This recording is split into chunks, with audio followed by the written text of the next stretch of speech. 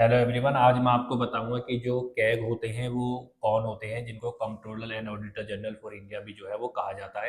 इसका आर्टिकल 148 जो है कॉन्स्टिट्यूशन का वो बताता है। तो जो कैग होते हैं उनको गार्जियन ऑफ पब्लिक पर्स भी कहा जाता है। मतलब जितना भी हमारे भारत में जो ऑडिट या मतलब एक सिंपल लैंग्वेज में बोलूँ पैसा होता है, वो सब देखने का जो काम होता है वो कैग का ही होता है। अब जो कैग है उनको अपॉइंट कौन करता है, तो इनको अपॉइंट जो है वो प्रेसिडेंट करते हैं और इनको ओथ जो है वो भी प्रेसिडेंट ही दिलाते हैं। अब कैग का अगर रिमूवल करना है तो उसको हम कैसे हटा सकते हैं अपनी पोस्ट से, तो ये पार्लियामेंट जो है वो एक प्रोसीजर अडॉप्ट करके कैग को जो है वो उनकी पोस्ट से वो हटा सकते हैं।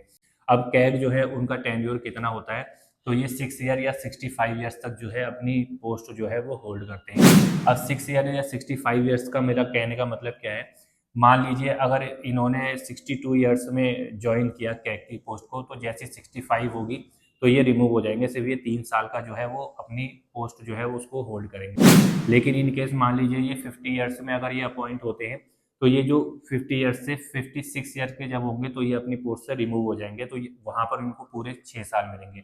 मतलब या तो 65 ईयर्स अगर कंप्लीट हो जाती है या 6 ईयर्स हो जाती है, तो इन दोनों में से जो भी चीज़ पहले होगी उसको हम मानकर और उनकी पोस्ट जो है उनको दे देंगे और उनको वहां से रिमूव कर देंगे। Thank you.